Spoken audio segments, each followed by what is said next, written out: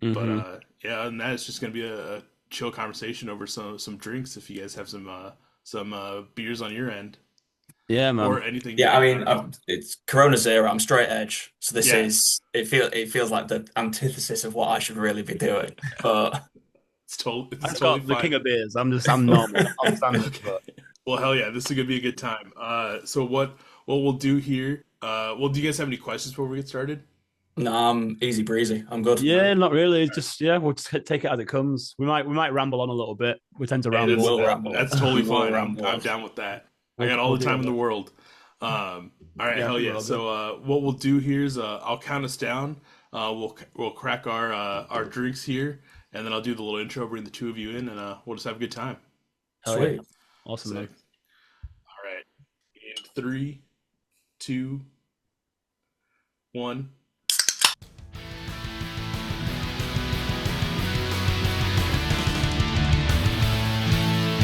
Welcome to the Beers with Bands podcast with your host, Michael Torres.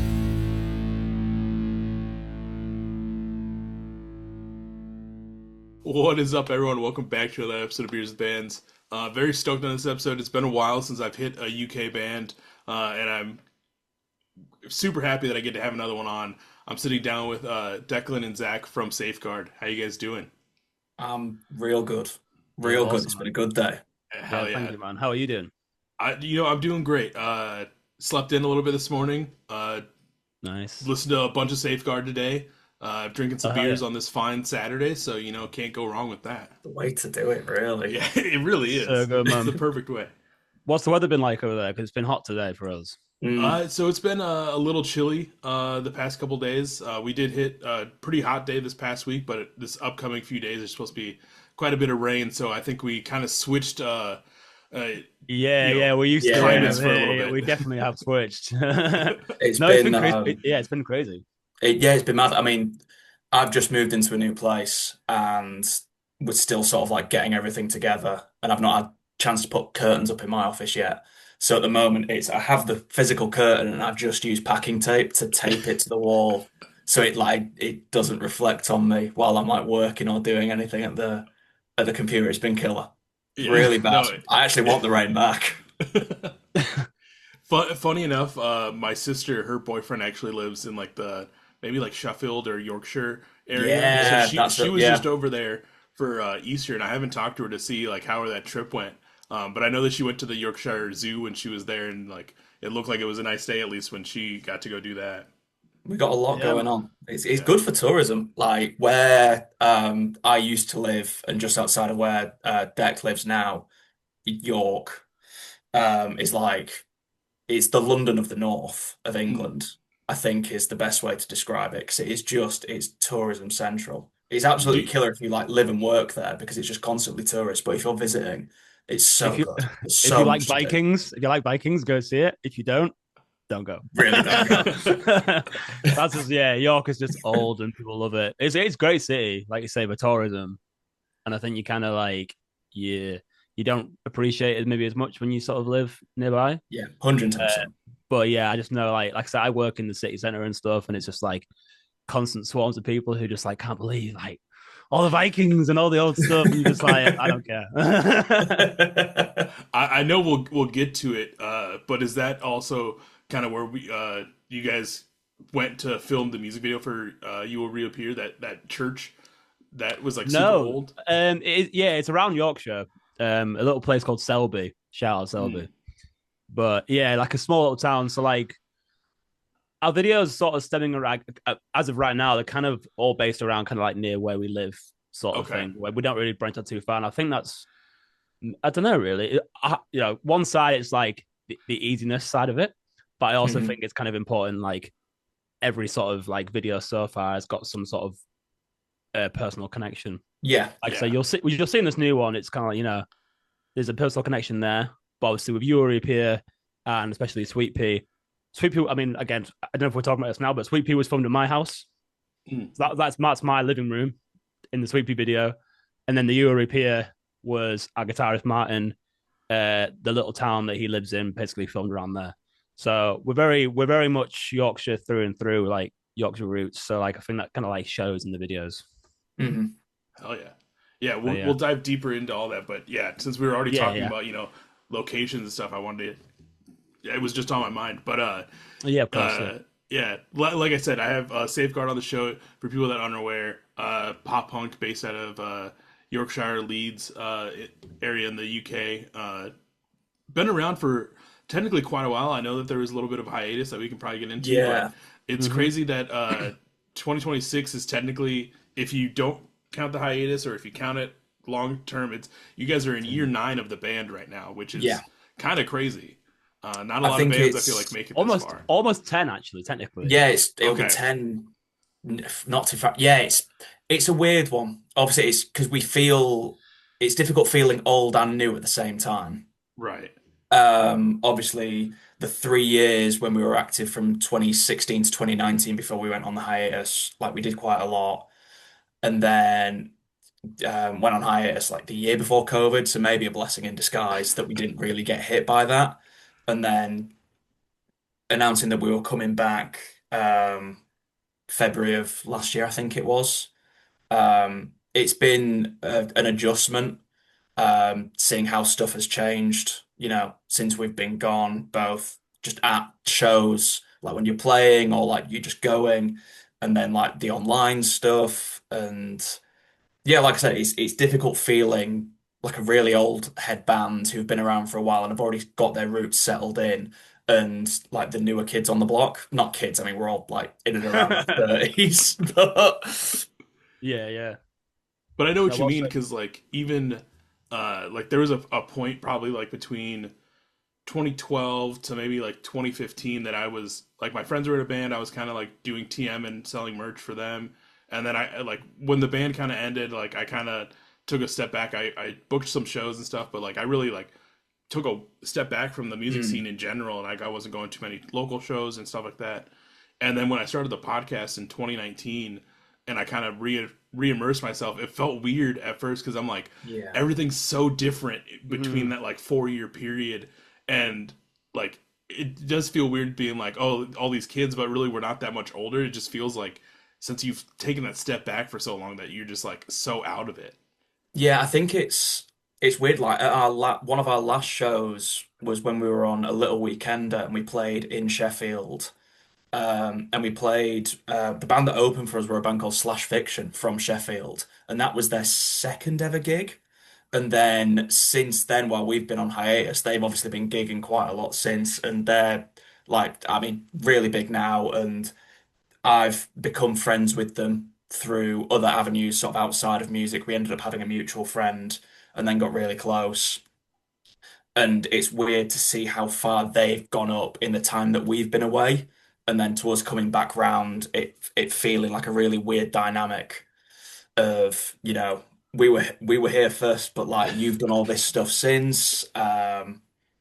So yeah, it's a good measure to see, the bands that we played with back then and where they are now.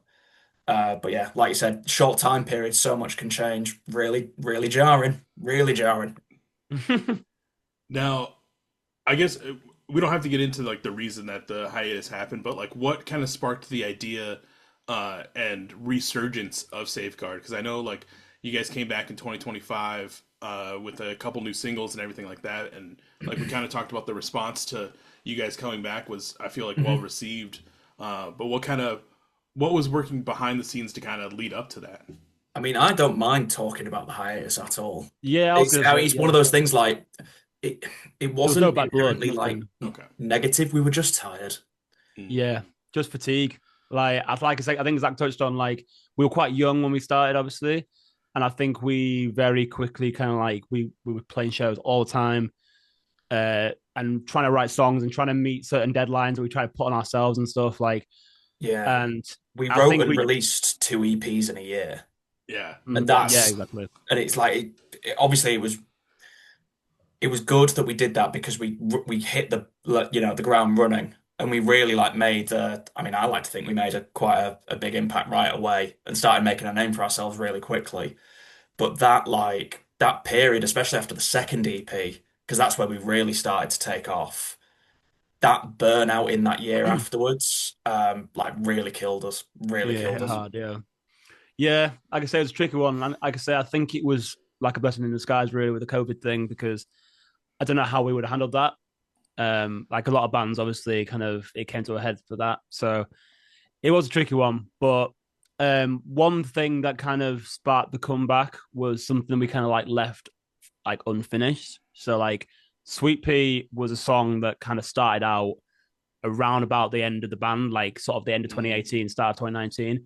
It's very different than how it turned out, but the basic core was there. Like even that chorus, like the I was too scared to say, Yeah, Yeah. that was there. That chorus was there, and we knew we had something that we really really loved. But then obviously the band ended because we were all worn out, and also like the personal stuff, like Connor, our drummer, just had his first kid, so it was a big mental strain on us, especially as like I think we were like 22, 23, something like that. around that time, yeah. Denham was even younger, our other guitarist. He was probably like He 19, was he 20 was or like something. 20. He was so young. So yeah, so that was what it was a tough one on us. So yeah, anyway, with that song, we knew we had something for years. And we just as after a few years went by and we all sort of started talking again, being like, we want to do this, and we had this song we wanted to try and flesh out, and we just kept working at it.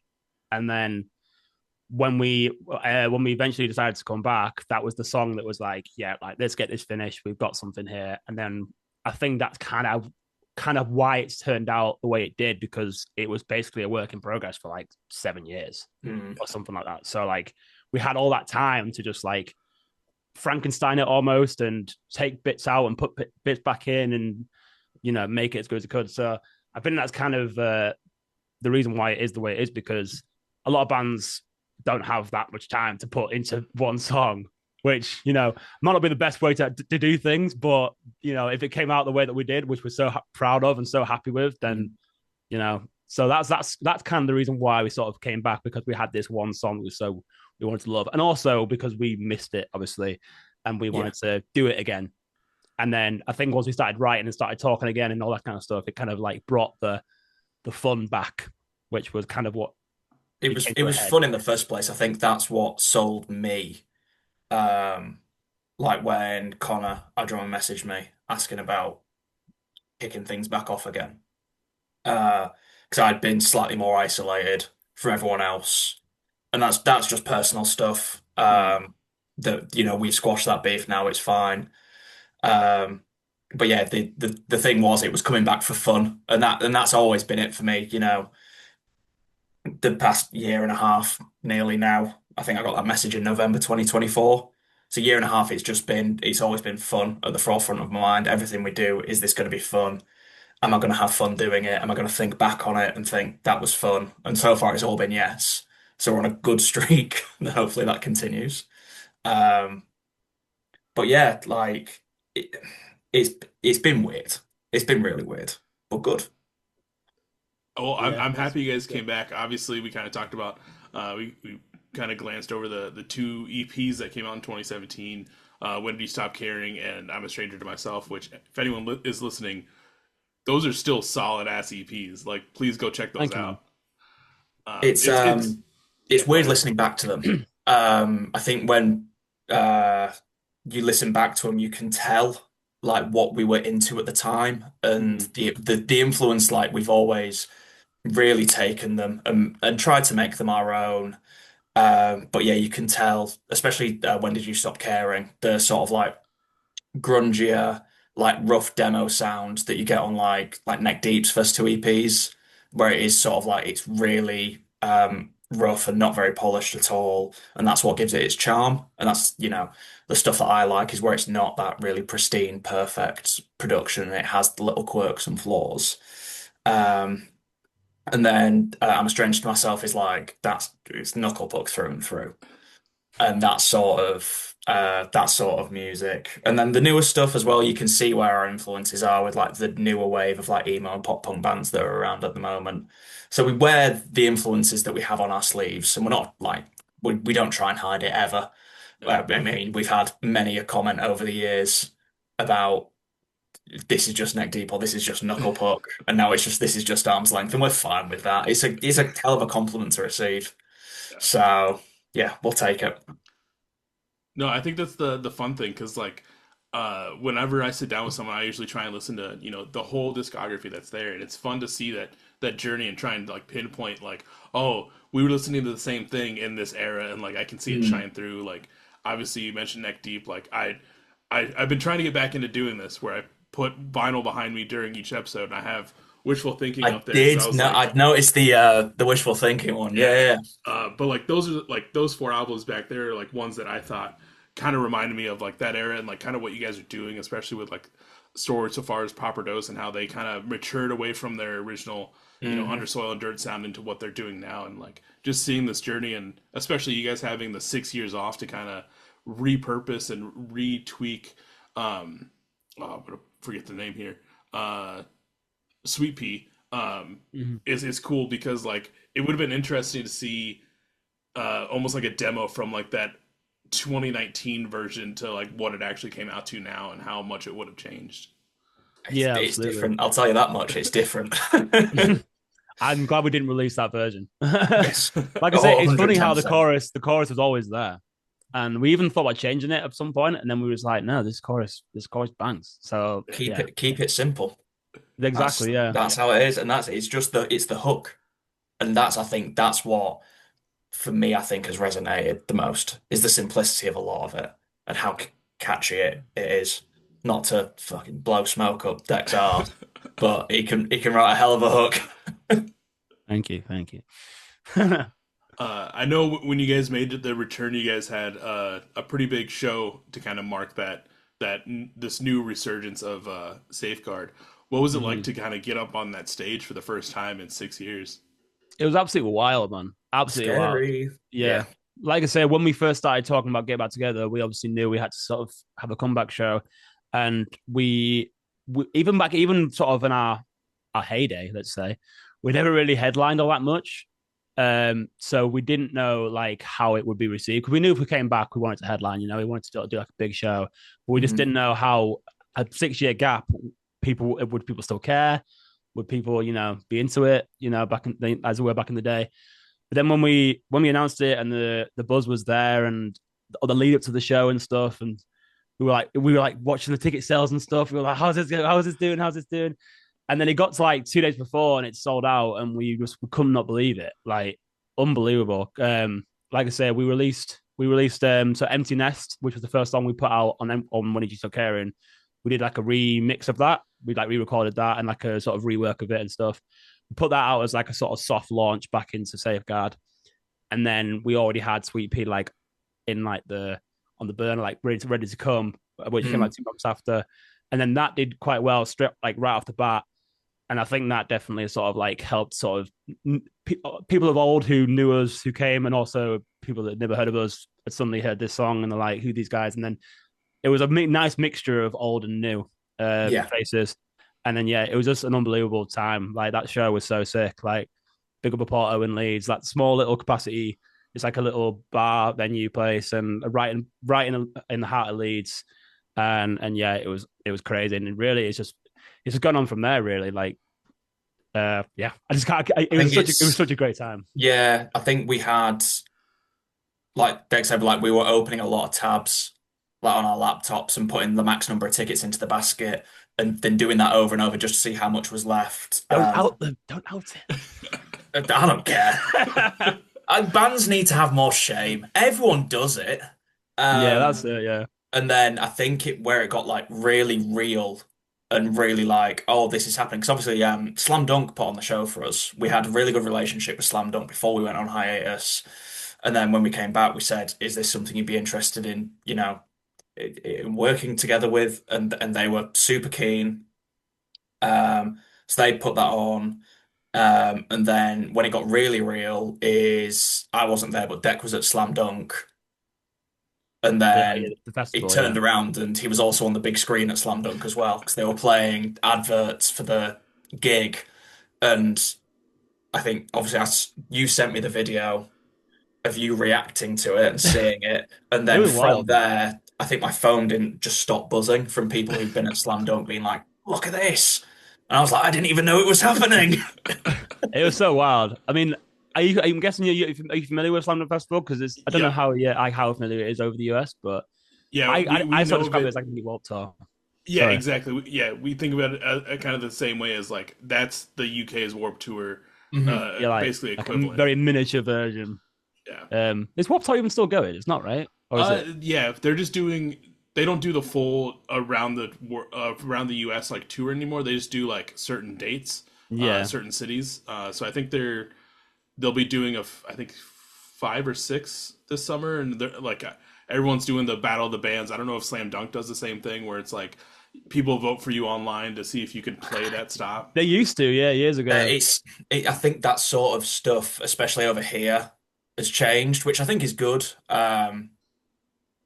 I mean, that's a personal opinion in how I think gigs and live music should operate in like the voting sort of stuff or like pay to play Yeah. and then like ticket splits and that sort of stuff. It obviously changing really nicely. But again, from when we were in 2016, a lot of that stuff was the norm. And at the time we accepted it as the norm. You know, we played a festival in Manchester called Deadbolt, thanks to like people voting for us online. Obviously, very thankful for the opportunity. But it's good to see how the climate has shifted towards something that's more like bands and people first Hmm. and prioritizing them and not trying to put a number on like the art that they're creating as well. Um, to get all philosophical with it. Um, but yeah, Slam Dunk put it on, and then we've been in partnership with them. Not partnership, we've been working with them since on bits and bats.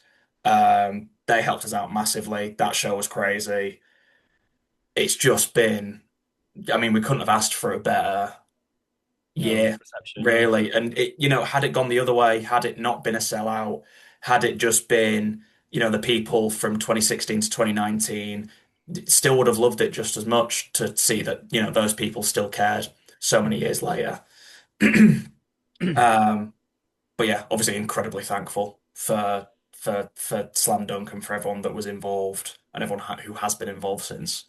Yeah, I just remember it was crazy as well. Like I remember seeing people coming to the show in like old merch that I've not seen in like five Mm. years. Like I said, people that like used to come to these shows and they're all wearing these t-shirts that we designed how many years ago.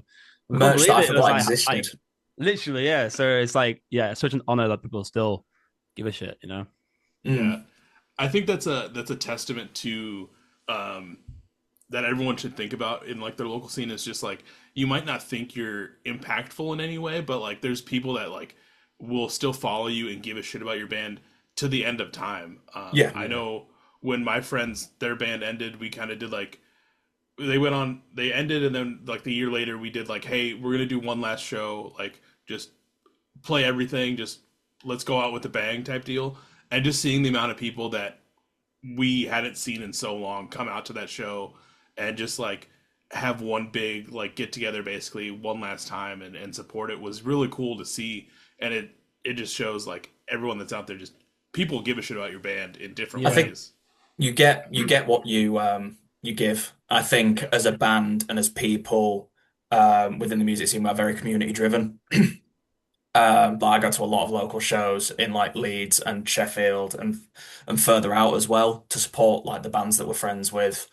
And we all, chip in where we can and we all back each other because that's the only way that, a lot of them will have, you'll ever make any progress really, is if you've Yeah. got that backing from your peers around you. And I'll still bump bands that, we were friends with way back in the day who have broken up now. There's a band from Liverpool that our friend Danny was the singer in called Decay. And we went on tour with them once or twice. So we played quite a lot of shows with them. Oh, And to this day, that their first and only album is the only CD I have in my car. So when my aux doesn't work or my phone's about to die, it's just that album on repeat. Um, so yeah, very community driven. Back everyone. Love the UK scene so much. It's incredible. We're so thankful. It's so good. Yeah, I mean, very like much. I said, this is the first time I've talked to a UK band in a while, but like I think I've only talked to 4 other bands, but everyone's been super sick, and like it's definitely a scene that I would love to go check out one day. And I always say this on these episodes too with them is like one thing I'm envious about you guys with is the UK is such a smaller place to like go see shows. It's easier for you Yeah. guys to get around. Where Yeah. like if my friends that I connect with are playing a show, depending on where they're at in the states, not even just Mm. my state, it's at least like a drive to go see them. Like I had Yeah. some friends fly from California and played down in a smaller town south of me, but it was still going to be like a 3.5 hour drive to a different state to go do it on like a random Saturday, which could have worked, but I just didn't have a place to stay. But like for you guys, It's it's wild. it's nice and easy to like get around and go see and support the scene, which is I really think that's why it sick. is so strong. It's because it does feel really connected and it doesn't feel like everyone's a million miles apart. Mhm. Not to just like dunk on America. Um, No, please it's do. You're no, good. I don't think we've got enough time for my opinions there either. Um, but yeah, no, it's obviously always strange because I don't really you can't really comprehend how big it is over there, and how easy it is for us to drive from like one side of the country to the other. Leeds is fairly dead center, I think. I failed geography, so this is like I'm really guessing here. But I drive to Liverpool quite a lot, which is on the northwest coast, and it only takes me about an hour and a half. And then, I've got some family that live in Hull, which is the northeast, and that, again, about an hour and a half. So it's that 3 hours, and Light work. Light side to work Yeah. side, for it's you. easy, easy. Yeah. I don't know how you do it, man. Because like the furthest we could possibly go is like Cornwall, which is like way down the bottom, or Mhm. like Scotland, like all the way at the top. And like when we look at touring stuff, like we want to get up to Scotland, for example, but it's just so far, and it's just like we're trying to make that work for ourselves. So I don't know how like US bands, especially small bands, can make that work on a tour when like every place you got to go to is at least like 4 hours drive away at least. Yeah. Yeah, like So I don't envy you there. it's wild because you'll see there's depending on how the routing is, it's usually pretty similar in the states when they're kind of going trying to go cross country. It's Mhm. usually they'll hit like Chicago, and then they'll hit like Omaha, and those are about I think 6 hours apart. Or they'll take a day off and then try and get to Denver, Yeah. which is like just I think 12 hours at that point. Like we're Minneapolis where I'm at, we're pretty dead center in the states, but I'm still 6 or 7 hours from Chicago, so bands have to make that long trek, which obviously is terrible because you get done playing a show at night. Depending on when it gets done, you try and find somewhere to sleep or drive a little bit, and then still spend most of your day driving before you even get to load in and play the show. I It's respect it because wild. Yeah. it couldn't be me. Like Yeah. we played in Liverpool last Sunday. Was it last Mm-hmm. Sunday? Mm-hmm. Yeah, bad memory. Um, and I was dropping our photographer back off at home in Sheffield, and then I had to drive back to Leeds, and that took me like 2.5 hours. And by the end, I was like really feeling sorry for myself. So I think if I'd finished a show and I loaded up the sat nav and it said like anything more than like if it said 12 hours, I think I'd just pack it in. I the bass Again, I would feel like we're go, like, it'd be a two and a half plane hours. ticket instead. Yeah. I'd just go home. I couldn't do it. I'm not built for it. Oh dear.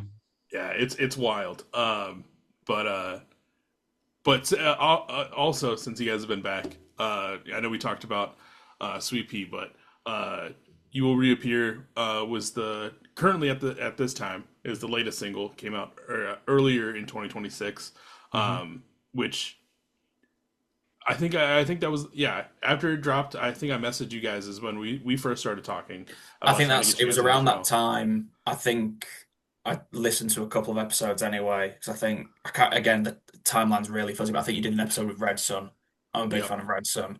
And then I think I went back and listened to a couple more. And I think that's around the time that we started um, messaging. But yeah, the Uri Reappear stuff, um, it felt scarier than Sweet Pea, at least for me anyway, just because obviously number one went so well. And that was like, I think we had a lot of backing from people just because we were back anyway. And then number two was like, right, we have to prove that we can do it again, really, and do it to, the sort of same standard or better. Because you will reappear. That's all after 6 year hiatus. It's not like none of it's Yeah, from the brand new, original, yeah. right? Mhm. Okay. That's all brand new stuff. Yeah, it was like a sort of soft follow up to Sweet Pea, almost Hmm. kind of like continuing that same sort of theme and the same kind of like the sonic sound and stuff. So, like Zach says, like I think when we had Sweet Pea, obviously we had the time to sit on it first of all, so we knew that we were happy with it, obviously, but we didn't have any sort of expectation on ourselves. I don't think anyone else had an expectation. Then when we released that and it did so well, I think we kind of just realized like, oh, like we need to actually like follow this up somehow, Yeah. and yeah, I think we did. Like we were super happy with it. Oh, 110%. Yeah, super happy with it. So yeah, like I said, I think it was just a weird feeling where like we were kind of writing for ourselves, but almost like writing like to see like would other people like this rather than Hmm. just like having just something like for years before, you know. So it was a weird one, really. We are trying to get better at like constantly writing because I think that was another thing that we struggled with, where we'd write a song and then just like do nothing. Always want to have stuff lined up, ready to go, ready to go, ready to go. So I think that this is what's happening with Safeguard now, where we're always going to have stuff ready to go, and keep things moving and keep people listening.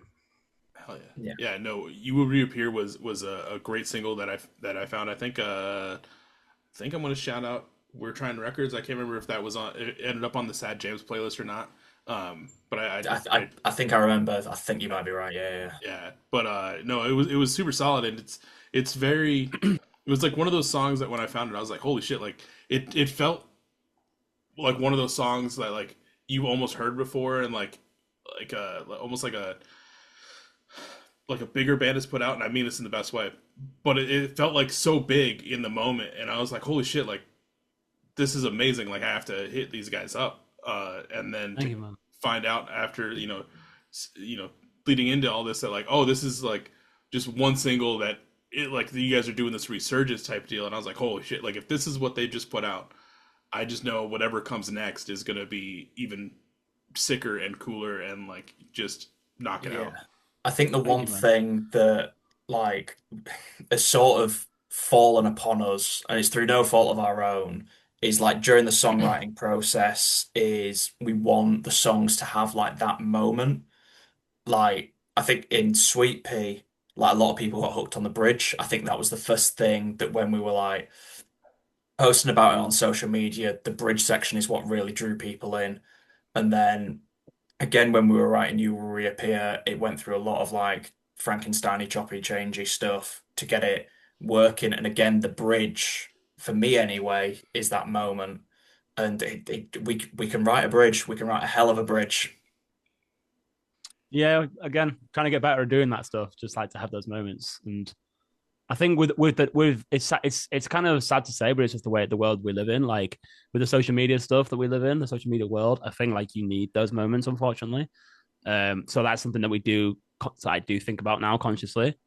But also, like I say, we just write how we write and try and put as much of ourselves in there, especially for me as I write like a lot of the lyrics for like these, at least for these two songs anyway. With Europe, I put as much of it as I possibly could. Like it's like extremely honest. So I think I tried to do that as much as I could without maybe like taking it too far. And it's kind of like I kept it to a point where it's still relatable, obviously, to a lot of people who go for the same sort of thing, but also it's very personal to me.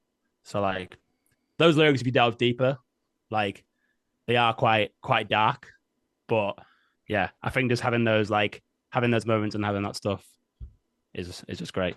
It's Yeah. important. Yeah, It's no, definitely important. very important. Like it does get heavy, but I think it's one of those songs where when you sit back and you realize what's going on, and you're like, holy shit, like you said, for people that have gone through it, it's going to be a perfectly relatable song. Hmm.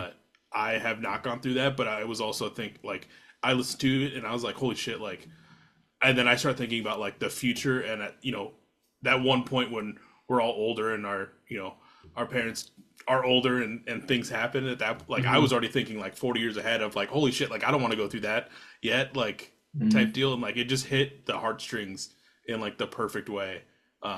Thank you, man. Yeah, Yeah, like you say, when you put something like that and turn it into something good that people can like relate to and find their own meaning to, then that's all that matters, right?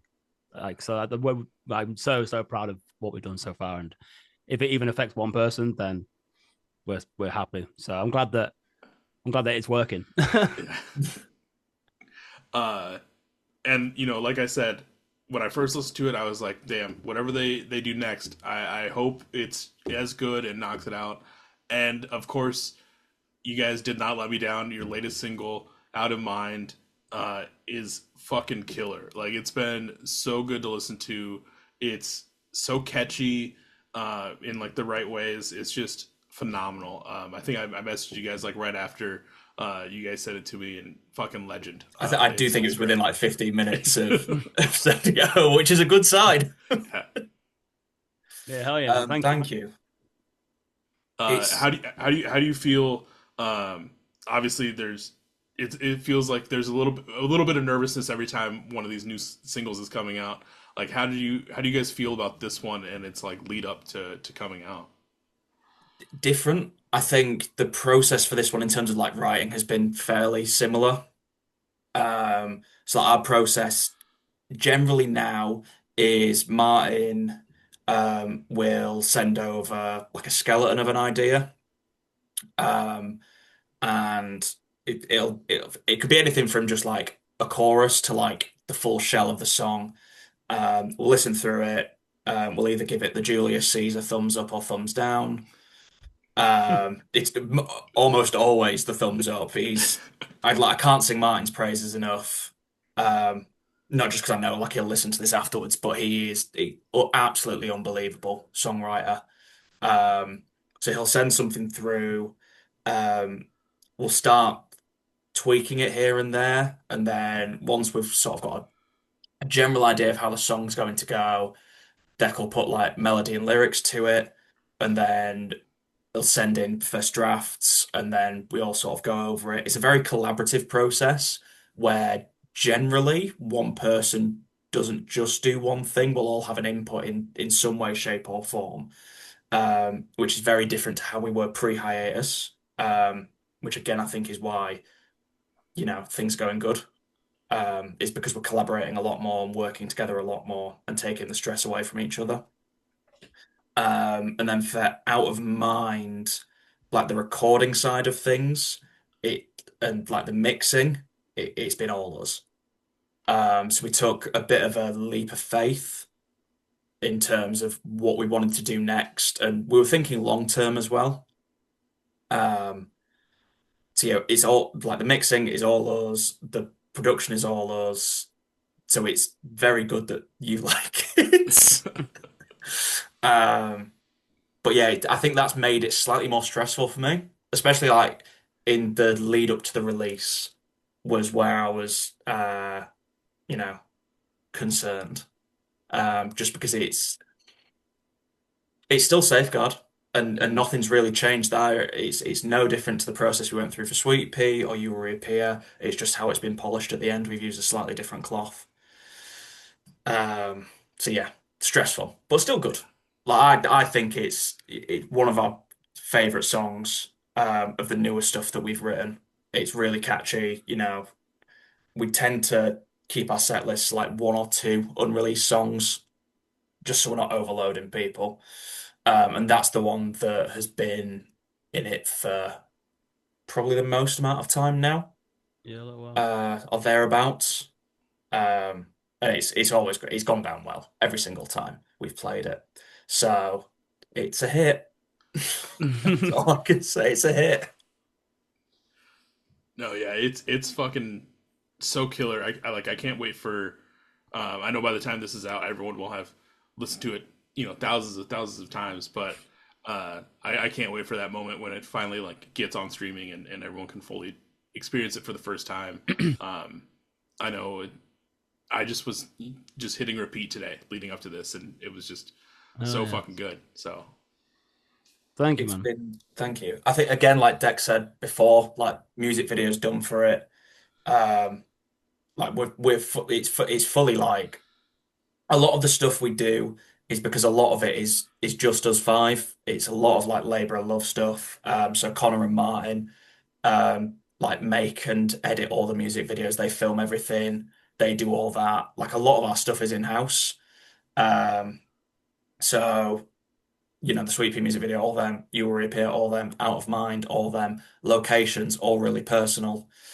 We filmed the Out of Mind music video as like less of a sort of narrative one and more just this is Safeguard. We are playing the song. Look at how fucking sick it is. We filmed that at a venue in Leeds called Boom, which we're all, big fans of it. It's really dear to our hearts. Um, and that's more just like we energy. I think that was the sort of pitch that we wanted for it is the song's energetic, the video needs to be energetic, and it's a really good way of showing people sort of like where we're going next now. The sort of Sweet Pea European chapter is over, um, and what is sort of coming up for us as a band. Yeah, no, I'm stoked on this next version of Safeguard and where it goes from here. Obviously, a quick shout out to the dudes for the music videos because they've all been killer.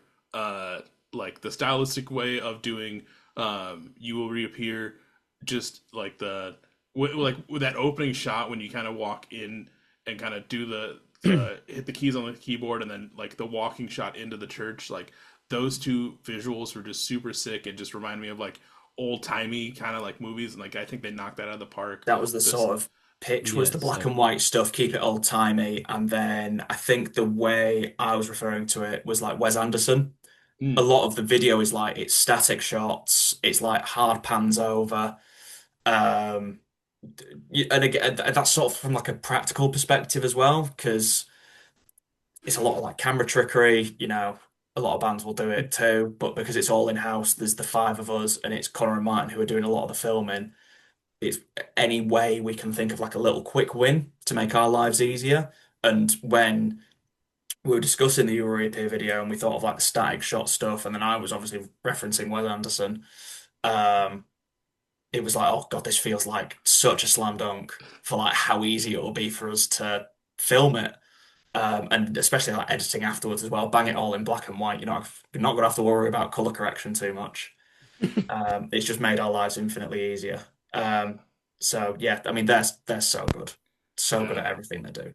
like to have like in this day and age to be able to keep as much stuff in house as possible is killer, and it sets the band apart because obviously music videos are a thing that almost like a thing of the past because people don't have the time or the funds or resources to film something. I have friends that have done everything on their iPhones, which have come out phenomenal.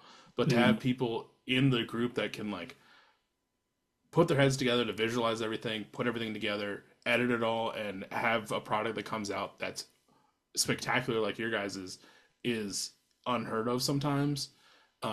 And then I think back to the bands that like are doing as much of the demos or recording in house because again we're in 2026, we have the technology to kind of do all that mm. stuff. Like that's things that I've said like, hey, I feel like one person in a band should know how to do something other than just like band stuff and like take the time to kind of expand the band's uh footprint or horizon in what they're Yeah, doing.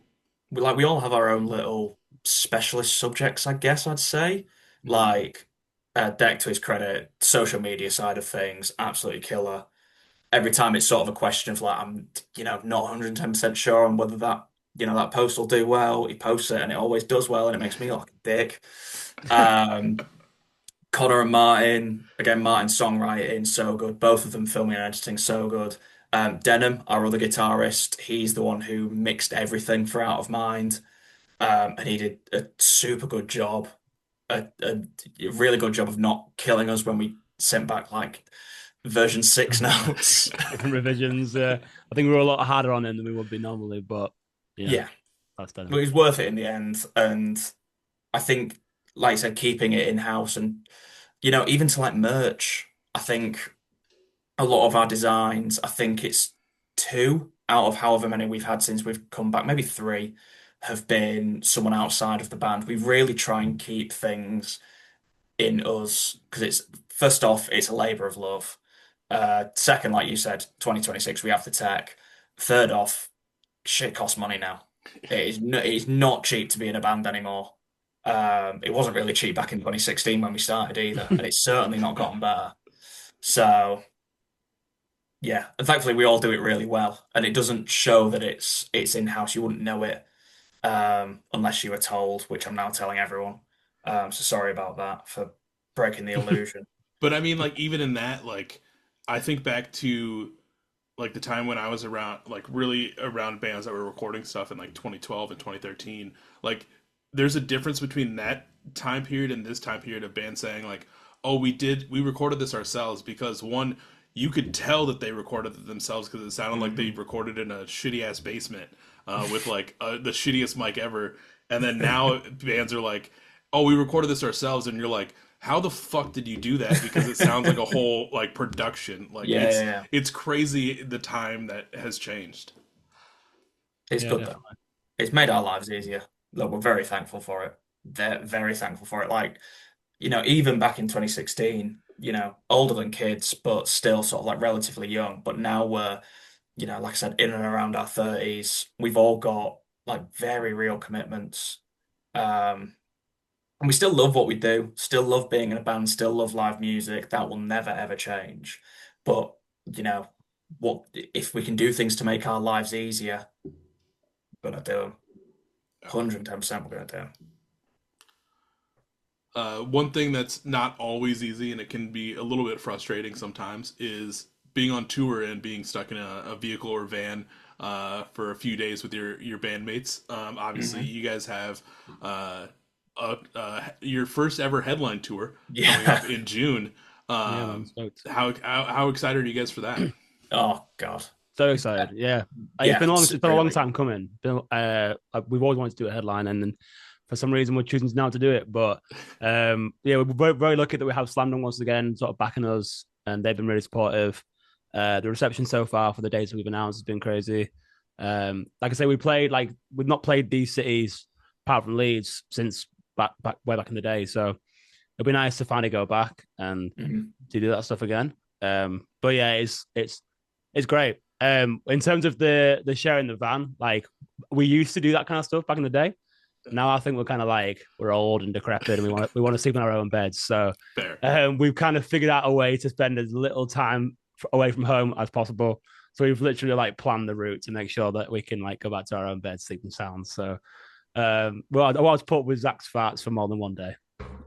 But Absolute master farter. So good. no, Yeah, yeah, so it's I'm excited. it'll be good. Like I think, like you said, we've done tours before and we've done like co-headline stuff, but this is like first ever out and out safeguard headline.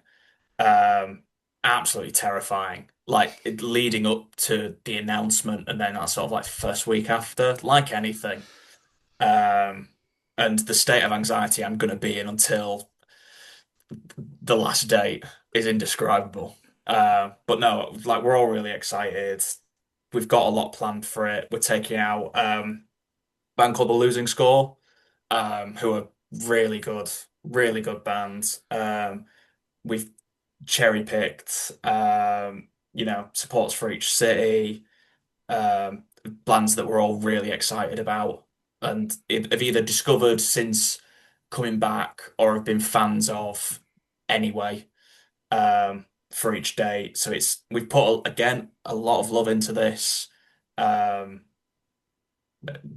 even down to the posters and just everything to make it as as interesting as possible, really, so people care. Yeah, I'm excited, man. Like, uh, depending on when this comes out, I don't know what part of the tour we'll be on, but like Leeds, our hometown show, is like the biggest one we've ever done, like in terms of a headline. So super excited for that, and also really nervous. So we want to make sure that it's like we're gonna make sure this show is like the best show we've ever done. We're putting a lot of Yeah. love and care into plan the set list and making sure that's all good. So as much as I'm excited for all the other cities to finally get back there and see how we do. Leeds obviously being the hometown one, I've got a lot of love for that city and a lot of like Mhm. anticipation for it, you know. So they better not let us down. I'm sure they Also, won't.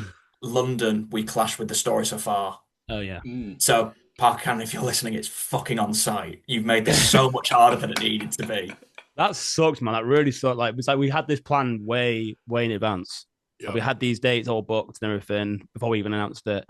And then, like, I swear it was like the week It's the before we day. It was announced like it. it was within a week. I want to Yeah, it say was like a that's few the days, Stories and of Farto got announced, and we saw it was it killed the announced. vibe so bad. Like I said, we're very lucky that it didn't clash any of the dates. Had Story to Far been playing Leeds the same day we'd be playing Leeds, I wouldn't be at our show. I'd be at theirs.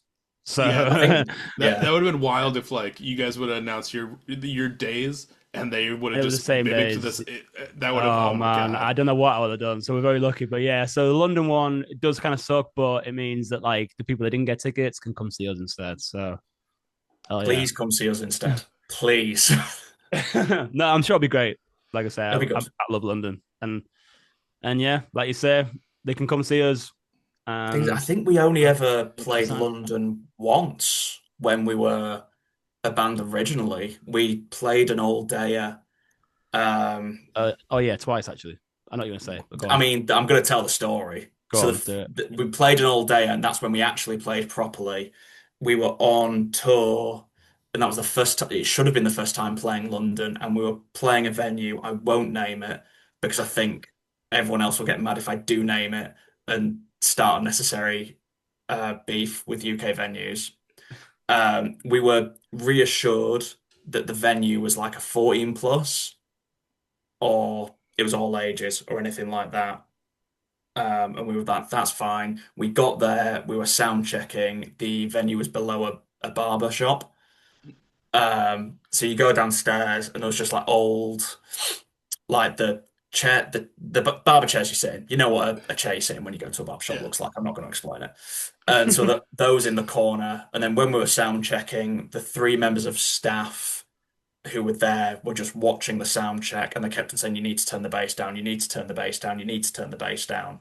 And that happened about three times. And the band that was sound checking sort of got really, obviously annoyed. And then it got to the point where like the bass was just, oh, it was on one, like you couldn't hear Couldn't it, hear it. Yeah. couldn't hear a thing. And then we were like, fuck it. I mean, best of the bad situation. I think this was the last day as well. Hmm. I think we'd already done Sheffield and Liverpool, so the last day was London. So we're like, make the best of a bad situation. Like it'll still be a good show. I have to stress infinitely less now about playing anything correctly, which is always a big plus for me. And then people started showing up, and they weren't letting them in because they were under 18, so it wasn't an Yeah. all ages venue. And we were like, well, at that point, like we threw our toys out of the pram. We're like, we're just not going to play. So we, yeah, started packing down, and then we were like, so I don't really want to disappoint anyone that's here. So we wandered round the city centre of London until we found a park, and then did like an acoustic set with the other bands that were supposed to play, and everyone played like an acoustic set, and we live streamed it. Um, but I mean, this was like a London park in, I want to say winter, so it was very dark for Could have 7 p.m. ended a different Yeah, way. It could have been on a Yeah. true crime podcast or something. yeah. Um, but yeah, it was sick in the end though. It turned out really well. Yeah. I think it turned out a lot better than had we actually played that venue. And it proved that we can roll with the punches, because I think that was like our second ever tour. And like the tours that we used to do were like 3 dates, again, 'cause grown-ups with commitments. And that was a bit of an odd vibe to end it, but the way sort of like it panned out was really good. So I'm excited to go back to London and play a proper venue with a bass that can go up to more than one, and nobody turned away because we know the restrictions on the venue, and it's not below a barbershop. That's So plus. if all those boxes are ticked, I'm going to be a happy guy. Dude, hell yeah. Yeah, man. Yeah, that's wild. But it's good that, like you said, it showed that you guys could roll with the punches if anything were to come up, and I think you guys handled that perfectly. Obviously, wintertime, Cold. a little ballsy to do an acoustic set in a park, but y'all are here. You made it. Sometimes you've just got nothing to lose, and Yeah. you just have to say, well, if this is how it happens, then it's going to be one hell of a story. Oh, hell yeah. What is the I'm trying to think if I want to ask it now or ask it in a little bit. I'll save part of that question for later. But we have Out of Mind being the latest single. You say you guys are always going to try and have things in the pocket, ready to go. What's on, I guess, musically on the horizon? Are we going to be seeing more singles? Try and do an EP again at some point, or what do you guys have in mind? Uh, We make a decision about what we say because we didn't really discuss this. uh, I mean, I don't think we. to be Well, I to don't be You know. can fair, leave it. You can leave it vague too. so we It's have fine. done, we have spoken, like, I think it was before we announced the tour, Pick up or what you said. no, before we played with Beauty School, we spoke and we did say what was happening. So I think it's on side to say it now. But Go I for never think before speaking. it. Oh, I'll take the brunt of it, actually. If anyone's going to get told off, it's always me. I'll take the L. So we've got Out of Mind. The larger plan, to not reveal like any of the intricate details, the larger plan is we have an EP, Oh hell yeah! and that's as much as I'm going to say. Yeah, we've got an EP. That's totally We're fine. writing. We're always writing. We want to try and do a bigger release, and then Mm. that's something that we want to do. Yeah, When that obviously we will did. be, we don't know. Or Yeah, we if don't really know. maybe we do But there is know, a lot. maybe we don't. No. There is a larger body of work that is like well on its way. Um, and I think one of the things for me is the old EPs we did. Um, Love them to bits. They were very short, and I And think also very rushed. Sorry, very rushed. very And this has rushed, been especially the like, first EP.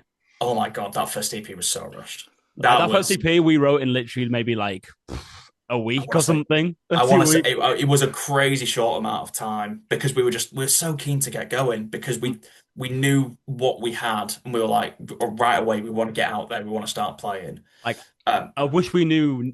I wish we knew then what we know now because when we recorded that EP, like we recorded everything from drums, bass, guitars, and maybe vocals as well, part of vocals in a day for a 5-track EP, which is absolutely insane to think now. Like I don't think there's no chance you could get even like anything done in that time. So I don't know what we were thinking, like what we were smoking, but that was a crazy thing to do. So, but that's kind of the way it turned out. And like I said, we still love them to bits. And like I said, it's that part of time, and people still love that EP. I still have people telling me how much they love those songs. So I'm still very happy with it and proud of it. But it's just not the way we operate nowadays. Like the I don't whole think thing we could not was do that. rushed. We came up with the title for the EP before it was written into Footsteps, I think it's from. I think me and Yeah, Deck were at Leeds Fest and I can't remember where we were walking. And I do think I just turned to him and said, I think this would be a good title for the I'm glad EP. you remember that because And of course I do. I mean, I probably shouldn't. Very drunk. But yeah, I Leeds think I Festival. turned to him and said, this should be the title for the EP. And we had to work backwards to write it into a song. Oh jeez. And then, But again, yeah, it worked. Like it that. really worked. It Yeah. really worked. And then the second one, yeah, again, slightly less of a rush job. I think we were in a studio for that. Is it Steel City we were Yeah, in in Sheffield. Sheffield? Yeah, yeah, Yeah, yeah. and we were And just that was keen to done get out. over 3 or 4 days, I think. Yeah, I think 3 days. But like, I think we were like, just again, just for some reason, we didn't let the first EP sit. We were just keen to just do more. And whether that was a good thing or a bad thing, we don't know. But like, we wanted to just get straight back into the studio, which we did. And we released 2 EPs in 1 year. And that might have been the downfall of the band, but but yeah, we're very, very happy with that time. And I still like all those songs. Still, Yeah, that's the thing. Like we all still enjoy the EPs. And like this one, it obviously feels very different because we're a lot older now. And the songs that we're writing are more mature, both from like an instrumental standpoint and then like a lyrical standpoint as well. I think it was, for me, it was I very much want to push towards like a more mature sound. Because I think pop punk as a genre, it tends to ebb and flow quite a lot with how people think about it. Hmm. Um, and whether it's like negative connotations or positive connotations, the one thing that always springs to mind is sort of like immaturity. I think that's quite unfair because there's a lot of examples of bands who do mature pop punk really well, like Story So Far and The Wonder Years, like a really good example. mhm. I think it's listening to these songs like that's the roots of the band and the songwriting. It's still pop punk. But like the maturity and like the way we're writing and what we're writing about, and it's not just like I'm fucking mad at you. It's a lot more like serious and trying to act our age, really. Yeah. Yeah, a lot more personal, a lot more like taking more stuff seriously. Trying to write like what you actually want to write rather than what you think you should write. I Mhm. think that's kind of like when we were young, like, listen to a lot of 2016, 2017 pop punk, like I say about these like breakup songs or whatever and all that kind of stuff. Like that's what you think you should write about, so you do. Whereas now when you go through stuff as an adult and you like, all that kind of stuff, you be real and put that into your songs.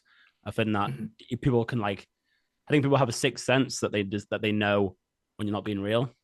Yeah, So like, 110%. I think the reason with these like last two songs and hopefully Out of Mind as well, like people can resonate with it more because they know that like what you're saying is true, like you're putting your truth into it. So I think that definitely speaks to the fact that how like we've grown up and we've got more mature over time, and the Yeah, band is it's strongest when we're real. So yeah, 110%. Yeah, like I think one thing that uh, I really enjoy about the more serious pop punk, especially like as we're getting older, it seems to be changing. Like we're still connecting with it in some way. Like it feels like with our like almost soundtracks to our lives as we're growing up, rather than Mhm. listening to like a band that um, you know everyone loves Blink. I get it, but sometimes a lot of their stuff isn't writing for what we're feeling right now. It's like they're writing still stuff that like from their past almost. Like Mhm. I don't want to listen to a band talk about high school girlfriend problems when I'm 30. Those last two albums, they're a tough listen. I think like I was obviously I'm still am a massive Blink fan, and like more so the earlier like skate punk stuff, Mm-hmm. for me. And then when it was announced that like Tom was coming back, I was like, oh, I'm obviously very glad that like they all made up and the relationship was mended. And then when I saw like the first single back was called Edging, I was like, this fucking, just, come on. It Yeah. just I loved really, it. I don't care. I loved it. Like when Tom came back, I was going crazy, man. it's I think I saw it at work and I was just running around in circles. Like, it's but yeah, really I'll it's always love really Blink. tough. There's a fine line because there's, again, Stories So Far probably a really good example. Those first three albums and everything, the other singles and like splits that were in between, it was just always the same subject matter. Yeah. And I obviously love those albums a lot. Um, Self-titled is the number one for me, and it did get tough after the third one. When self-titled was out, it was like you got to have something else in the tank. Yeah, You've it's got like to have all in something else going on. yeah, like every album almost seemed like an extended cut from like the last one. I think that's kind of why I put Proper Dose up on the wall today was because like I was like there's hints of what you guys were doing that reminds me of like kind of the good pop punk that I'm. But I was like, I can't put Undersoil and Dirt or the self titled because it's like that's not what you guys are doing. Mhm. So I wanted to put something that like is closer. I feel like as to that bigger picture, Yeah. that more And mature sound. when we've been writing, like influences or like I said before, is wearing them on our sleeves. And I think for this one, which I don't think we've ever done before, when we've been writing for the bigger release, we all made like a little playlist of just songs that we were spinning, and it didn't necessarily have to be pop punk, any genre, and we all just went through them, and like surprisingly little amount of pop punk in the like 45 or so songs that we put together. Um, for me, like I love hardcore and metal and stuff like that. So that's my go-to. Um, Denim, like some fucking crap. Like I love the kid, but the music he listens to is absolutely bobbins. It's horrible. Um, sorry, Denim. It sucks. It sucks so bad. Like progressive rock and metal and stuff. Yeah, and then Connor and Martin, we all have bands that like three or four bands that we all really like. Arm's Length, probably being the best example, and then everything else on sort of like the sidelines is really different. And I think again with the new stuff we've been writing, you can hear a lot of these influences coming through, like lyrically and instrumentally again. um, to like really like get like technical with it, like some of the chord progressions and changes and stuff.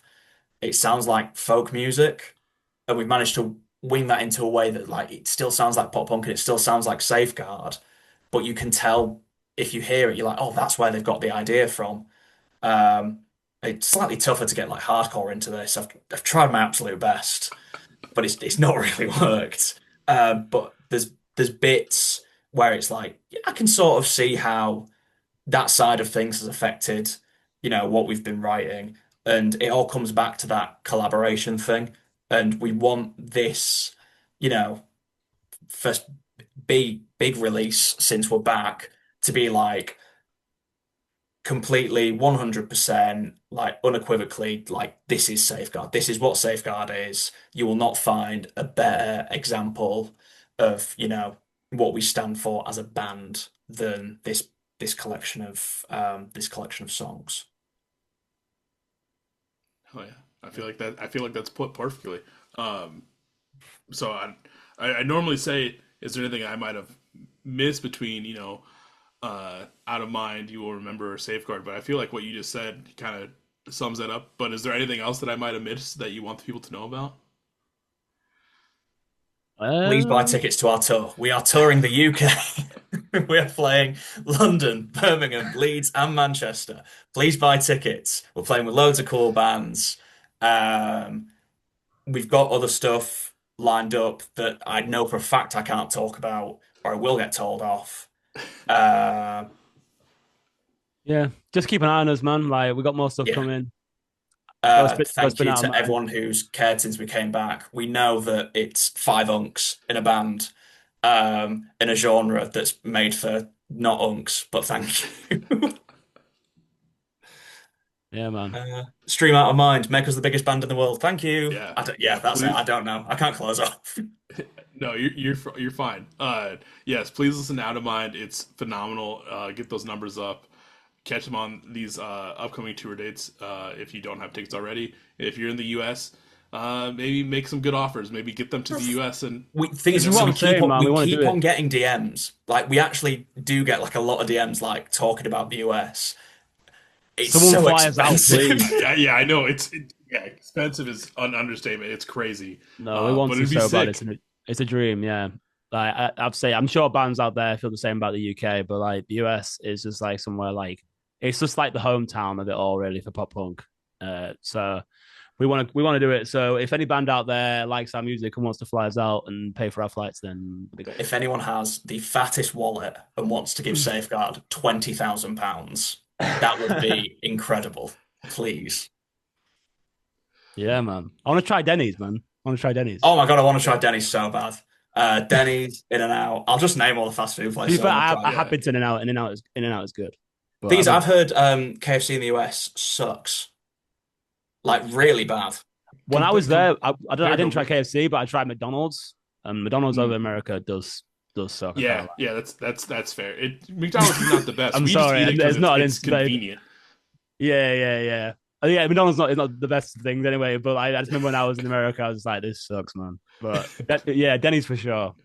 But there's a lot of good spots to if you guys make it over to hit up because like that's one thing I miss about touring is just like hitting all the food spots around the country that I don't Yeah. have in my state.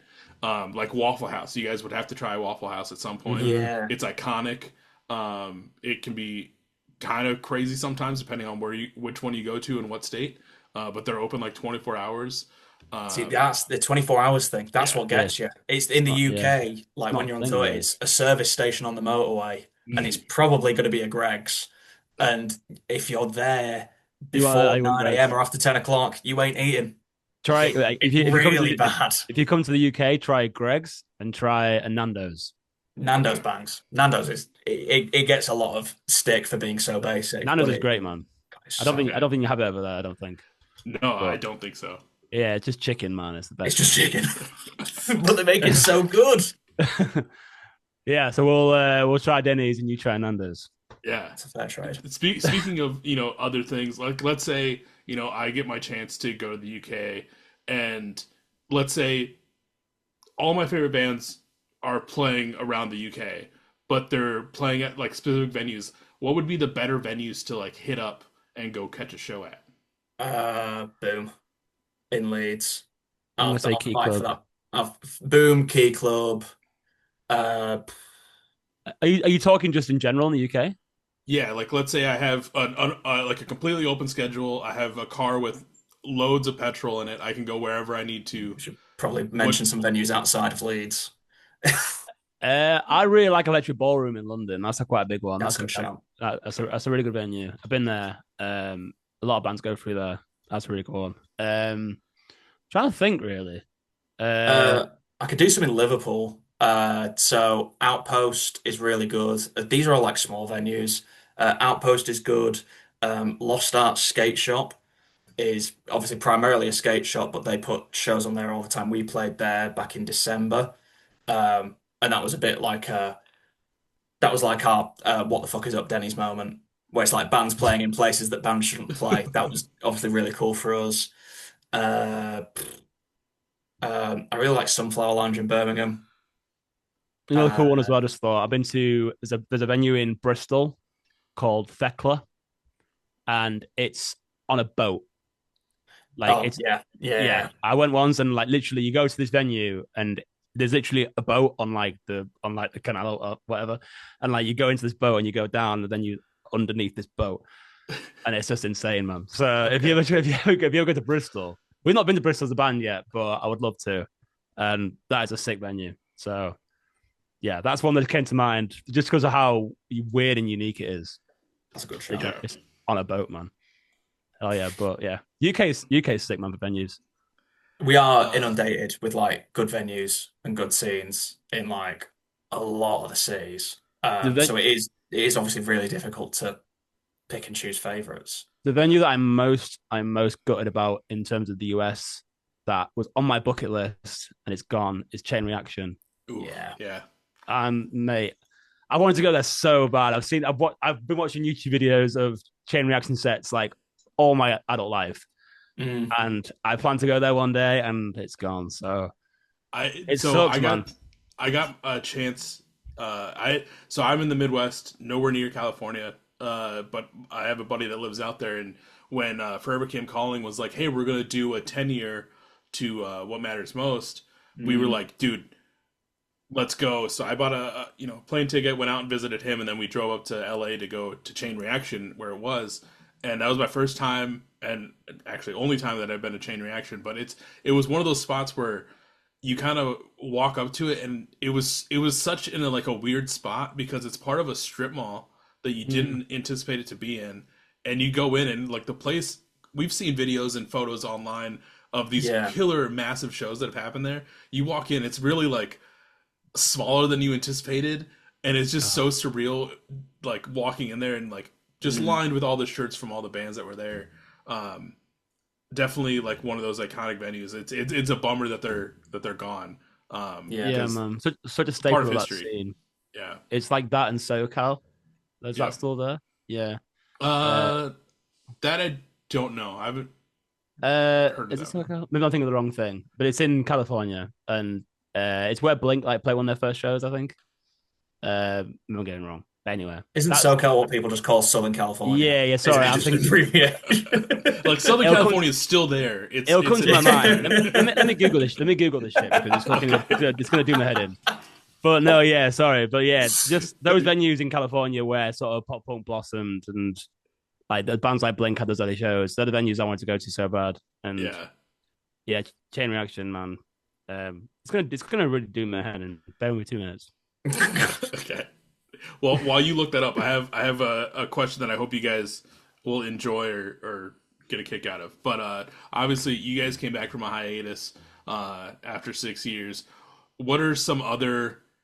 I guess they can either be UK bands or just bands in general that you would like to see come out of hiatus at some point. I'm gonna go in there early, and I'm gonna controversially say not title fight. I I thought you were gonna say think title fight. To be fair. it's sort of very against the whimsical fun question that you've posed. Um, Yeah. but every time I see people say like I want title fight to come back, I think they're a band who naturally ran their course, really good with the sort of 4 albums that they put out. Um, and also, I really like being able to say I saw Title Fight before they broke up, and I don't want to dilute the pool of people who can also say that now. I like feeling That special. that's fair. Um, Sorry, I'm back. Sorry, Soma in San Okay. Diego, man. That's what I was thinking of. Fuck. Yeah, for a band that wanted to come back, modern baseball. yeah, fair. My camera's fucked. Yeah. Sorry. I feel like Yeah. modern baseball's such like a, a decent shout. Yeah. Sorry, my basic, but it's right. I No, don't no, think. I think it's a good one. A lot of people say modern baseball. I have to agree. A lot of people will say title fight. I think I'd like to see title fight come back, but probably just maybe not do a whole new record. Maybe at least do like a 10-year show or something like shows, that. yeah. I think some sort Do of show that. will be fine. I just Um, think I think Glitterer, like Ned's new band, is I think they're really good. yeah. He's obviously very happy doing it. From you know from what you see online. And then I can't remember any of their names. The drummer now drums in like Citizen and stuff like that. Yeah. And then like they're clearly happy doing whatever they're doing. Um, I don't know. It's Rome. That's really where our band name tough. comes from. Rome, yeah. Oh. We love Rome, Um, man. Yeah, I don't I know would that. I'm really Our name falls in like that little bit of like continuity of bands where bands name themselves after other bands. Newfound Glory to the Story So Far, the Story So Far for Rome for Safeguard. Oh, okay. Good to There know. you go. So it's good to know, man. Yeah, I mean it's nothing more interesting. We were sat in a practice room one day, and I was literally going through my Apple Music, just naming songs, and then we were like, "Safeguard, yeah, that works."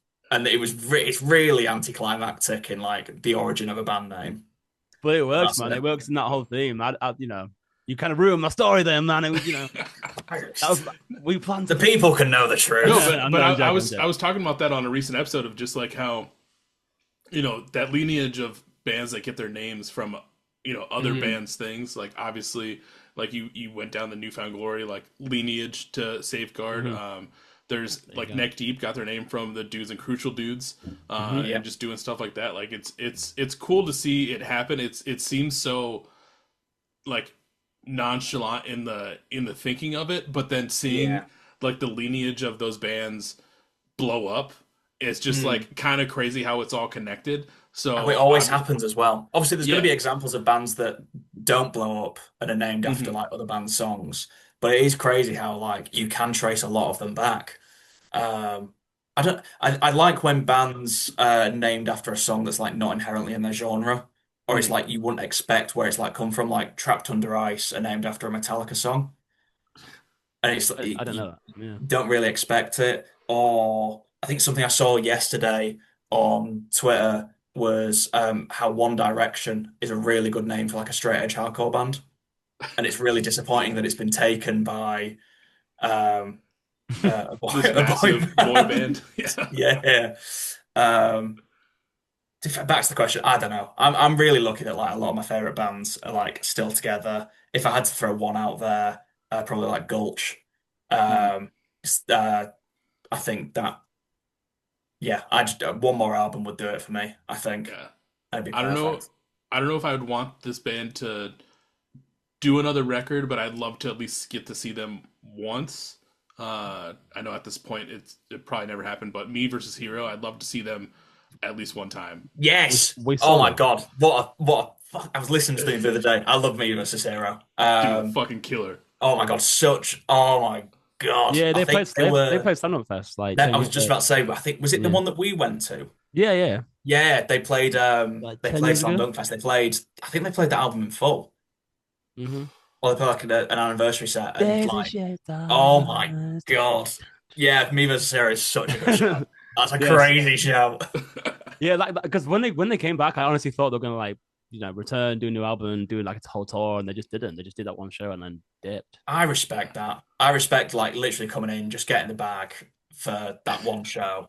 Because even then, like the stage they were on at Slam Dunk wasn't the main stage. It was like I think they sub-headlined like one It of the was like a small smaller stage. ones, and Mm. Hmm. like the crowd was not that Yeah, big. but I think it's sorry, but Grant Berry, who does our mastering and does a lot of the band's mastering, he was a guitarist in Me vs. Sarah. Oh, sick. So that's quite cool that he's still like, he's like the go-to guy, and we're lucky that we get Yeah. to work with him for all these songs. But like, I remember even when we first started working with him, I was like, oh my god, this guy's his hero. But yeah, he's a sick guy. Like I say, I think he masters a lot of bands in like the industry. He's like one of the go-to Yeah. guys. But yeah, it's just sick that he was in that band. Yeah, Me vs. Hero is a crazy shout. I'm so glad you've said that. That's ignited something in me now. I'm so happy. Like I used to listen to them I'm gonna go listen to that all the album fucking again time. now to this. Yeah. When I was grabbing records today, I was like, okay, like I want to grab. Like I was trying to think of through my collection of like UK bands, and I was like, I don't want to just do the classic like Neck Deep. And I was like, man, I really wish I had a Me vs. Hero record right now because like that would have went up on the wall instead. Like no shame to Neck Deep, but like I would have. Yeah, No, Me vs. they Hero, sort of like please. No, you can say it. Me vs. Hero better. You can say it. It's fine. Oh yeah. Well, Are they it's just weird how bands like overtake each other almost because that was their first tour. Me vs. Heroes put in them, and they were such a like a staple in the UK pop punk scene like early on, and then Neck Deep just sort of just catapulted. skyrocketed. And Me vs. Hero, like a lot of people won't know who they are really, which is I'm sad. shocked that I really am shocked that you know who they are. Yeah, Like, I didn't know they even sort of broke America really. Yeah. Yeah, I think that was the benefit to Neck Deep was like they came to the States and like blew up over here, which helped them. We're like, yeah, like not a lot. If I say Me vs. Hero to a certain people, like they have to either be in tune to really what like certain eras of pop punk, or they won't really know what I'm talking about. That was like when easycore started to sort of creep in a little bit. Do you remember Chunk No Captain Chunk? I knew you were going to say that. I knew you were going to say that. Yeah, they came up on my feed the other day. I went through and listened to some of the stuff. I think I saw them quite a few times as well. Yeah, I saw them at least a couple times. The last time I ever staged Joe was during a Chunk set, and I was hammered. So it was great. Because they're from France, I want to say. Yeah, France. Yeah, they're cool. Weird how easycore just sort of came and died out so quickly. Yeah. Because listening to it now, I am sort of like, back in the day, I absolutely loved it, and then I was like, I really don't know how I jive with this at all. Because they've got that All Star cover as well. I remember they used to play that live like a lot. Are they still together? Because if not, that's the answer to the bands that have to revive. I haven't seen anything about them. I've not seen them on any lineup. No, yeah, fuck Gulchoff. I want Chunk No Captain Chunk back. That is who I want back. I want 2026. I want the Easycore revival. I think it's time. I think it's okay. I think you're right. Me vs. Hero's my answer now. Yeah, Me vs. Hero and a Chunk No Captain Chunk tour would pop off. Yeah, and a lot of souls. Put Safeguard on that tour as well. If anyone's listening, make that happen, man. Please, someone get Chunk No Captain Chunk back together. Oh my god. So good, man. So good. Oh man. But yeah, a Chunk reunion tour and Me vs. Hero on it as well with Safeguard. That would heal a lot of teenage people's souls. Man, we need to find out someone's phone number and make this happen. Well, you already you're one step away from Me vs. Hero at this point. That's true. Yeah, get Grant on the line. Yeah, we need to go over to France and find these Chunk guys and see what they're doing. I don't think they are together because I'm not seeing them. I don't think they are either. I think it must have been pre-COVID that they broke up or went on hiatus or something. There's no way they're still together. Watch tomorrow they just drop like a brand new banger out of nowhere. That'd be wonderful. If that happens again, you can retroactively go back and get rid of the bit there so I don't look like a mug. That would be really really cool. Imagine we're the reason that Chunk got back together. Ooh. God, that would go. That would be. I'll find an email. I'll just send this whole bit to them and just see what happens. Apparently they're still together. I just found out. Are they actually? Yeah. What the hell? Oh, that's something pointless, man. What the hell are they doing, man? What are they playing at? According to Wikipedia, they are still together. But... I don't back that. I don't back Wikipedia. That's nothing. Okay. They probably just haven't officially announced that they're done, so it's probably like that they're still together. Yeah. You built me up so much then, Deck, and you tore me down. That absolutely sucked. For a moment there, I felt really good. That I had to find out somehow. Cite your sources and it's Wikipedia. Shame on you. I have to Google this stuff, man. Like, if something's in my head, I have to find out. It's over it festers. Yeah. Do you know what I mean? Like, it's just gonna bother me otherwise. That's fair. Yeah, good on Chunk. Dudes, this has been, a great time. One, getting to meet you guys, but also talk safeguard and everything else you guys have going on. I like to end off these episodes on a high note, not to say that we're not having a good time already. Uh, but my final question to the two of you is, from your time in safeguard, I know, like we said, we're 10 years at this point Mm. since the inception of the band to now. But what have been some of your guys' like favorite moments that you got to experience so far? Wow. Um, one moment that comes to my mind, we got to play a house show um many moons ago now, like when we were sort of first starting out. Um, like some friends organized the whole little shindig, like a friend's basement, packed like 30 people in this tiny little basement, and it was so hot, it was Oh, I bet ridiculously it's so nice. loud. Like literally, like the band members, like Martin and Denham, the guitarist, like literally against the wall like this, like not be able to do anything. But that was crazy. Like, obviously, again, going back to the YouTube video thing, like you watch these YouTube videos of like American bands playing like basements and stuff. Like basements aren't really a thing in the UK. Hmm. No, nowhere near as much as in the US anyway. Mm. So like when we got to play in this little basement in the UK, like we're like, hell yeah, let's make this happen, and it was so good, man.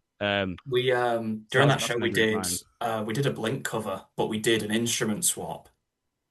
Hmm. So I think I did vocals, you played guitar, Denon played bass, Martin did drums, Connor did guitar. So we all went like that. But I think that was born out of we were in the practice room before it.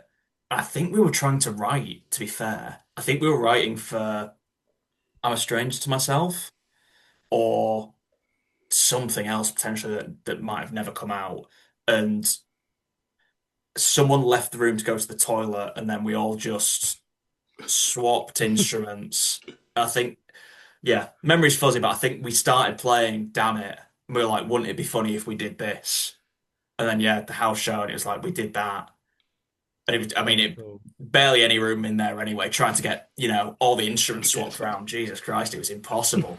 Um, But yeah, that no, was I think cool, man. like highlight stuff, like the sold out show last year. We played EP release shows where we headlined, and I don't think we've ever sold out before. So that was like a big moment. I mean, for me, it's a lot of like the little stuff, like like if I've seen like a Safeguard theatre gig, that's the stuff where I'm like, oh, this is actually pretty cool. Um, Mm, what we're doing, or just seeing like some people singing the words back. It's little wins like that for me, and that's why I'm doing this. It's the passion in yeah. that stuff and the little things that happen I think at it's every show. I think it's to get into play like local bucket list venues, like venues that you grew up going to. So Hmm. venues like the Key Club and like the Broodnell Social Club, we played that pretty recently. And these are all venues that I've been to so many shows at, like as a punter, and like watching my favorite bands play these venues.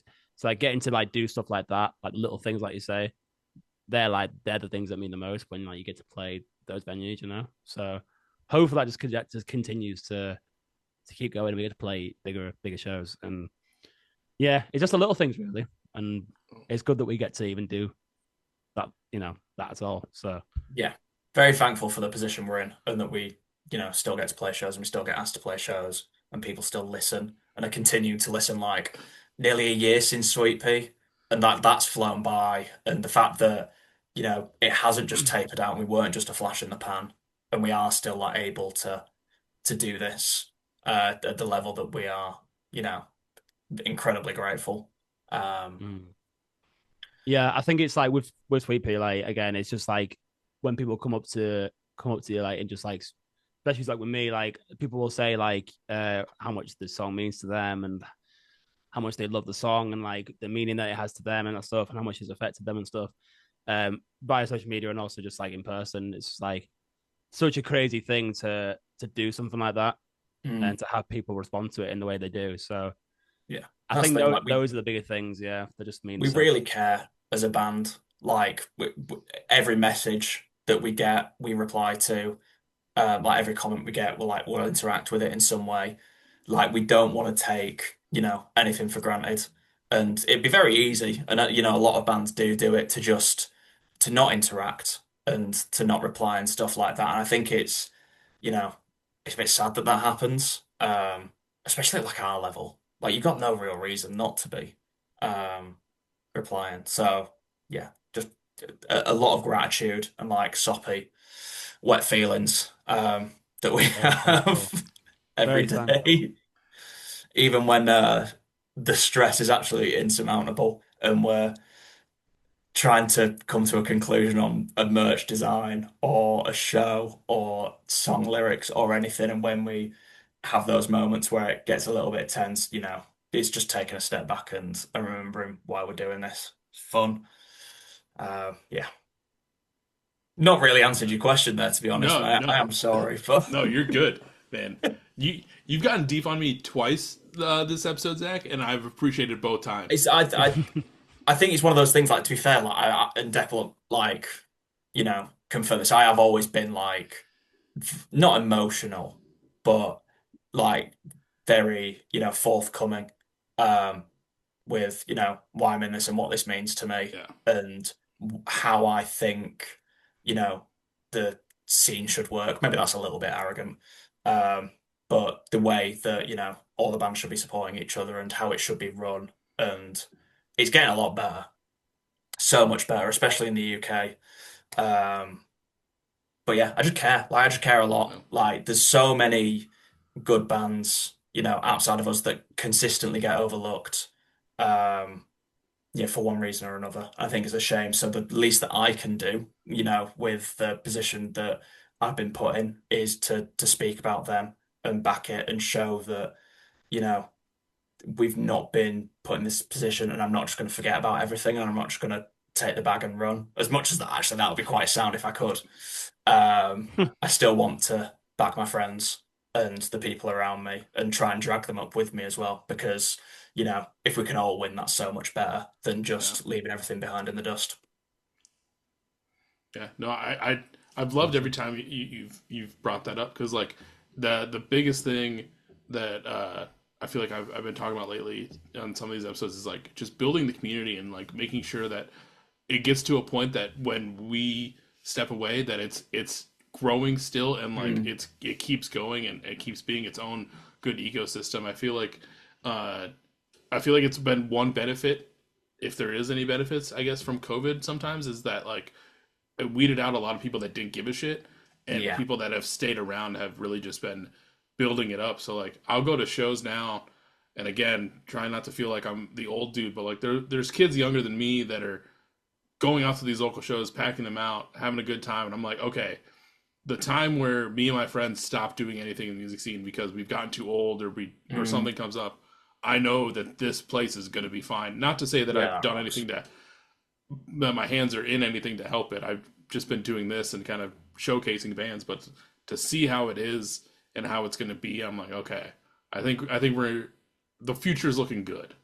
I think it's good, 110%. I think it feels good as well to like go to shows and not feel like I'm unk. Like I'm very much in I've been in mosh retirement for like 4 years. So it's stand at the back, arms folded. Maybe that hand will go up if it's a song I really like. So it's good to see people, young people like packing out shows as well, especially like local shows that maybe they don't know every band on the lineup. Maybe they don't know any band on the lineup and they just want to get more involved and then discovering this music and they want to be part of something bigger than just like an online community, I guess, because at the end of the day, like the scene doesn't just exist online and it's Mm, built up of like real people and real things. And if you're not going to go to the shows, like it's going to fall away just as quickly. With the amount of like venue closures we've had in the UK and obviously like Chain Reaction, I'm sure loads of others in the US as well. It's very it's become very apparent how quickly it can all just slip away if you aren't going um, and like buying tickets in advance, like the little stuff. Um, it's absolutely killer speaking to promoters, and they're like, "Yeah, we had no tickets until like the actual day," and then like 30 people showed up on the door, and obviously it all turned out fine, yeah. but I mean, it can be better, and that's it's sort of what we want to try and push is we want to make things better. Hmm. Um, and also release good music. So it's a win-win. Yeah. Safeguard, you guys as a band as a whole are killing it right now, and like I said, throughout this, like everything that you guys have been putting out has been solid. I know that we'll anticipate the EP at some point in the future. I'm really looking forward to it. I know, As soon as it is ready, you can expect it in that inbox. hell yeah. I know we talked about, like, we're in a weird time in 2026 with attention spans and stuff like that. And a lot of bands are just releasing singles, which I totally get. That's the almost the new norm. I'm still one of those old heads where I love a full collection of things, so I'm really stoked for when that is ready to go. If anyone's looking for merch, music, or Safeguard in general, where can they find it? You can head to our website, which is safeguardmusic.store, where you can find all the music, all our merch on there. We ship everywhere in the world, so if anyone in the US wants to buy anything, then they absolutely can. We have all the music on streaming services. You can find us on any social media, Safeguard Music again. Again, if you want to just drop us a DM and say hi, we'll always reply. Well, we love hearing from people, even just hey, what's up? Just any sort of appreciation that they can give us, we absolutely cannot thank enough. So yeah, if they want to get some merch, then they can head to our website or just check us out on Instagram or on Spotify. Depending on where you found this episode, whether it's Facebook, Instagram, Twitter, Threads, Blue Sky, or you watched the YouTube version and got to see Declan and Zach's lovely faces like I did today. Oh my God, there's so many places to post it. How do you find the time? Dude, it's rough. I end up just maybe posting on two different ones. But we'll see what happens. I've called you on it and you buckled immediately. Yeah, there's so many places. It's rough. My spiel has never changed. I've never been able to rework it. Workshopping is hard, but if you found it on any of those spots and you saw their lovely faces, check the hyperlinks down below and follow Safeguard on all the socials. Be ready for new tours in the future. Be ready for that EP and new singles coming out in the future. And go get yourself some sick Safeguard merch. I know a lot of the runs, you guys usually do a 1-on-1 run. So they're try collector's items. Yeah, I think me and Deck are really into like our clothes and shoes and stuff, and a lot of that is like they'll print a design once and that's it, and that's something we quite like the idea of. So generally, we limit things to like 25 to 30 pieces, depending on what it is, and then they'll never get reprinted. I'm saying it now on this platform, so it actually can't be retracted, and we can't ever reprint them. So that original Devil tee I've got from the show last year, that value just fucking went up like that, didn't it? Yeah. Get your merch, yeah. guys. Yeah. Absolutely, get your merch. Please. Thank you, man. Everyone, really appreciate it. Yeah, of course. Everyone go listen to Out of Mind. Go follow Safeguard. Dudes, one last big thank you to Zach and Declan for taking the time out of your Saturday to sit down with me and talk about your band. Legend, Thank you very much for having us. It's been awesome. Thank you. And I'll catch everyone on the next episode. All right, see ya. Peace. Beers with Bears.